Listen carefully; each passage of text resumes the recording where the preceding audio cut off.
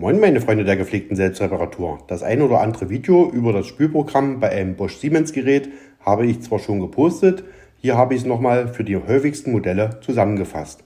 Zuerst entfernt ihr bitte oben den Kondensatbehälter, schaut euch dieses Sieb an, reinigt dieses Sieb anständig, danach füllt ihr in den Kondensatbehälter ca. 1,5 Liter warmes Wasser, das könnt ihr mit dem Wasserkocher warm machen, so ca. auf 60 bis 70 Grad erhitzen, das ist kein Problem, das stört euer Gerät absolut nicht. Wenn ihr das Wasser eingefüllt habt, schiebt ihr den Kondensatbehälter wieder vollständig hinein und danach startet ihr das Spülprogramm. Das funktioniert bei diesem gezeigten Modell folgendermaßen. Ihr dreht den Drehregler auf die 6 Uhr Position, haltet die Schon-Taste gedrückt und dreht auf die 7 Uhr Position weiter. Danach wählt ihr das Programm P07 aus und drückt die Starttaste und schon startet das Spülprogramm. Auch bei diesem Modell mit dieser Blende auf die 6 Uhr Position drehen, die Schon-Taste gedrückt halten, danach den Drehregler eine Position, also auf die Position 7 weiterdrehen. Es erscheint im Display P07 und ihr drückt die Starttaste.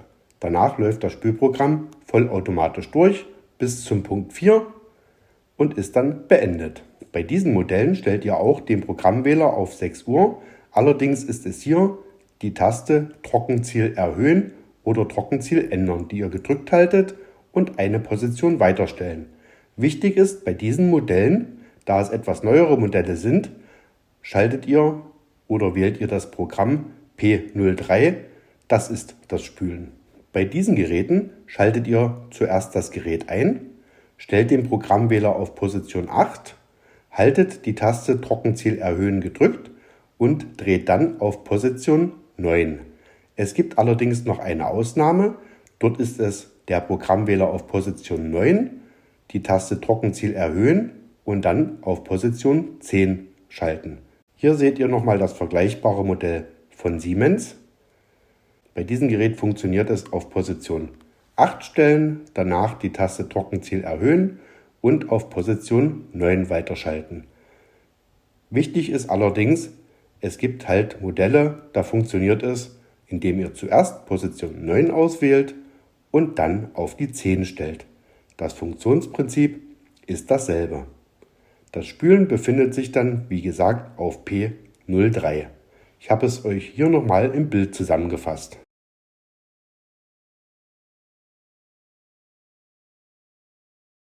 Hier haben wir noch ein Modell von Siemens. Dort dreht ihr den Drehregler auf die 6 Uhr Position, haltet die Trockenziel anpassen Taste gedrückt und stellt auf die 7 Uhr Position.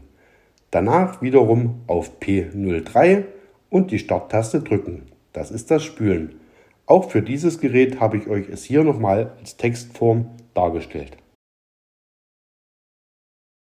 Zu guter Letzt noch ein Gerät von Constructa, das gehört zum Bosch Siemens Konzern. Auch hier stellt ihr wieder den Drehregler auf die Position 6, haltet die Taste Trockengrad anpassen gedrückt und stellt eine Position weiter. Danach wiederum wird P03 ausgewählt und die Starttaste wird gedrückt und schon startet das Spülprogramm. Das Spülprogramm könnt ihr gut und gerne alle 1 bis 2 Monate laufen lassen, je nachdem wie häufig ihr euer Gerät benutzt.